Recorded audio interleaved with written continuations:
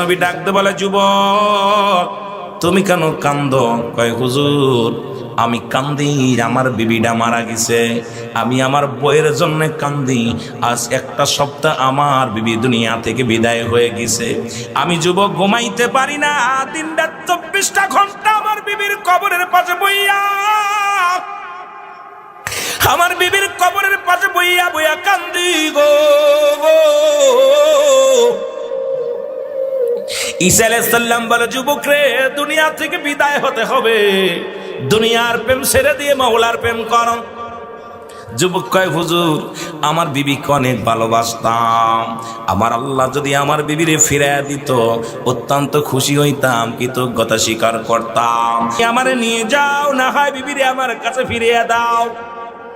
আল্লাহু আকবার। আর একটু জোরে বলো, আল্লাহু আকবার।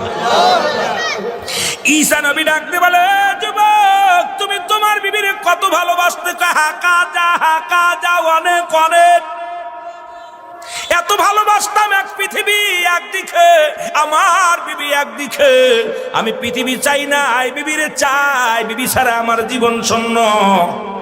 সাল্লাম ডাকতে বলে, ও কবরবাসী ওঠো। ঈসা আলাইহিস সালাম কাল্লা একটা মুজিজা দিয়েছিলেন, যিনি জিন্দা মৃত্যু ব্যক্তিকে জীবিত করার ক্ষমতা আল্লাহ তাআলা দান করেছিলেন। জোরে জোরে চিল্লায়া বলা যাবে না মারহাবা? আর একটু জোরে বলেন মারহাবা। সঙ্গে সঙ্গে কবর থেকে একজন যুবক, গায়ের মধ্যে আগুনের সাপ, গায়ের মধ্যে জাহান্নামী আগুন গো, এই অবস্থায় কবর থেকে লাফ মেরে উঠেছে। সমস্ত গায়ের মধ্যে তার আগুন, মাথার মধ্যে আগুন, গায়ের মধ্যে আগুন, গায়ের মধ্যে অনেক জায়গায় আগুনের সাপ গুলো ঠুকাইতেছে। যুবকটাকে দেখেই ঈসা আলাইহিস সালাম তাকা আছে, ঈসা নবীকে দেখেই যুবক চিনে ফেলেছে, সঙ্গে সঙ্গে যুবক পড়ে ফেলেছে, লা ইলাহা ইল্লাল্লাহু ঈসা রূহুল্লাহ। জোরে জোরে চিল্লায় বলা যাবে না মারহাবা? সঙ্গে সঙ্গে যুবকের গায়ের আগুন লেগে গেছে, সাপগুলো জ্বলে গেছে। ঈসা আলাইহিস সালাম বলে, যুবক রে, তোমার এই অবস্থা কেন? বলে, হুজুর দীর্ঘদিন আমি কবরের মধ্যে আছি, পাপিষ্ঠ বান্দা, আমার জাহান্নামের আগুনে আমার মাওলা পোড়ায়, ওই জাহান্নামের আগুনে আমি সইতে পারি না রে আল্লাহ। হুজুর আমি আপনার দিনের দাওয়াত পেয়েছিলাম, কবুল করতে পারি নাই, আজকে যখন আপনার কালেমা পড়ে নিছি, সঙ্গে সঙ্গে জাহান্নামের আগুন থেকে আমি রেহাই পেয়েছি।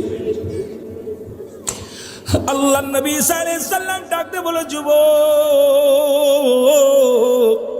তুমি বললা তোমার বিবি কবরে শুয়ে আছে, তো একজন যুবক। যুবক বলে, হুজুর ওই কবরটা আমার বিবির কবর নয়, ওই পাশের কবরটা আমার বিবির, আপনি ভুল করেছেন। সঙ্গে সঙ্গে ঈসা আলাইহিস সালাম ডাক দিলেন, ডাক দিয়ে বললেন, ও কবরবাসী ওঠো। সঙ্গে সঙ্গে লাফ দিয়ে এক সুন্দরী মহিলা, পৃথিবীর মধ্যে যত রূপসী ছিল তার দ্বিগুণ রূপসী বানাইয়া, কারণ ওই মহিলা ঈমান নিয়ে কবরে গিয়েছিল। জোরে বল আল্লাহু আকবার।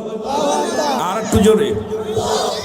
ওরে ঈমান নিয়ে যখন কবরে গিয়েছিল ওই মহিলা দেখিয়া যুবককে আল্লাহর নবী এসে ডাকতে বলে, ও যুবক এই মহিলা কি তোমার বিবি? বলে, জি হুজুর ওই মহিলাটাই আমার বিবি। বলে, যাও তুমি ঘরে নিয়ে যাও। সঙ্গে সঙ্গে ঘরে নিয়ে গেলেন। ঘরে নিয়ে যাইয়া বিবিরে বলে, বিবিরে তোমারে হারাইয়া আমি আজ একটা সপ্তাহ ঘুমাইতে পারি না, খাইতে পারি না, তোমার প্রেমে আমি পাগল, তোমারে রাখি আমি থাকতে পারি না, আমার জিন্দেগিটা বরবাদ তোমাকে ছাড়া। বিবির উরুতের পরে মাথা দিয়া যুবক বলে, আমি একটা সপ্তাহ ঘুমাই না, আমি একটু ঘুমায় নি। যুবক ঘুমায় গেছে। জোরে বলো আল্লাহু আকবার। আর একটু জোরে জোরে চিল্লায় বলো আল্লাহু আকবার। যুবক যখন ঘুমায় গেছে, ওই পথে যাইতেছিল রাধার ছেলে, ওই দেশের প্রধানমন্ত্রীর ছেলে যাবার পথে দেখে এক সুন্দরী মহিলা, তার উরতের পর একজন ছেলের মাথা রুকেছে, আর এই ঘরের মধ্যে শুয়ে আছে যুবক আর মহিলা বসে আছে। দৌড়ে গেলেন যুবক, ঘরের ভিতর ঘোড়া ঠেকাইয়া ভিতরে গেলেন। যুবকের চেহারা দেখিয়া মেয়েটা প্রেমের নিবেদন করলেন। সঙ্গে সঙ্গে ওই রাজার ছেলের হাত ধরে বাড়ি থেকে পালায়া গেলেন। জোরে বলেন আল্লাহু আকবার। এবার সারাদিন পরে যুবকের যখন ঘুম ভাঙলো, ঘুম থেকে উঠে দেখে বিবি আর ঘরের মধ্যে নাই। চিন্তা করে এত সাধনা করে বিবিরে পাইলাম, বিবি কোথায় গেল? বিবির জন্য পাগল, ছুটাছুটি করতে লাগলেন। এরপরে দেখলেন ঘোড়ার পায়ের ছাপ। ওনার বুঝতে বাকি নাই যে কোন একজন ব্যক্তি ঘোড়া নিয়ে আসি আমার বিবিরে তুলে নিয়ে গেছে। ঘোড়ার পায়ের ছাপ দেখতে দেখতে চলে গেলেন। জোরে বলেন আল্লাহু আকবার। ঘোড়ার পায়ের ছাপ দেখতে দেখতে চলে গেলেন, যা দেখে রাজদরবারে রানীর বেশে বিবি বসে আছে। রাজার ছেলের সঙ্গে রঙ্গনীলায় আছে। যায়া যুবক ডাক দে বলে, এই বিবি তো আমার। রাজার ছেলের ডাক দে বলে, হুজুর এই বিবি তো আমার। আমার বিবি আপনি কেন আনছেন? রাজার ছেলে জিগায় বিবিরে, এ মেয়ে বলো অনেকে চেনি? কয় না, আমি তারে চিনি না। সে যে আমারে বিবি বলে দাবি করে, এত সাহস কই থেকে পাইল? আমি আপনার বাদী, অন্য কারোর নয়।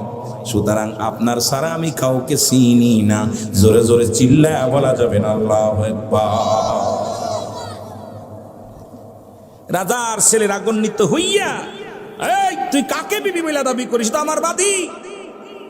আল্লাহু আকবার বলেন। দাসী বা বাদী? আহা। মেয়েটাকে জিগায়, তুমি চেনো? কয় না চিনি। ছেলেটা কয়, হ্যাঁ আমার বিবি উনি। রাজা ছেলে ক্ষিপ্ত হইয়া তরবারি আনিয়া ওই যুবকটাকে এক কবেদি খণ্ডিত করে দিছে। যুবকটা জাহান্নামীর অধিবাসী হইয়া দুনিয়া থেকে বিদায় নিছে। মেয়েটাও জাহান্নামীর অধিবাসী হইয়া দুনিয়া থেকে বিদায় নিছে। ইয়া দ্বারা বনী ইসরাইলদের মানুষদেরকে বুঝাইলেন, দুনিয়ার মানুষ শোনো, এই দুনিয়াটা হলো একটা রং তামাশার জায়গা। এই দুনিয়াটা হলো একটা বিশ্ব সুন্দরী। এই দুনিয়ার প্রেমে যেই পড়বে তার জীবন হবে বরবাদ। এই দুনিয়ার প্রেমে যে পড়বে তার জীবনটা হবে বরবাদ। এই দুনিয়ার প্রেমে পড়িয়া সুদ খাও, দুনিয়ার প্রেমে পড়িয়া ঘুষ খাও, এই দুনিয়ার ছেলে মেয়েদের প্রেমে পড়িয়া পরের জমি রাতাল ঠেলো, দুনিয়ার মধ্যে মানুষের মিথ্যা মামলা দাও, মানুষের মাথা ফাটাও, মানুষকে কষ্ট দাও। কারণ এই দুনিয়াটা একটা গ্রাস করে নিবে তোমার। ও মুসলমান, এই দুনিয়ার প্রেম ছেড়ে দাও। ইয়া দ্বারা প্রমাণ করে দিলেন বনী ইসরাইলদের মানুষদের, দুনিয়ার মানুষ শোনো, দুনিয়ার প্রেম ছাড়া আল্লাহর প্রেমটা অতি উত্তম। জোরে জোরে চিল্লায় এবার আল্লাহু আকবার। মানুষ দুনিয়ার পিছে এমন ভাবে ধরছে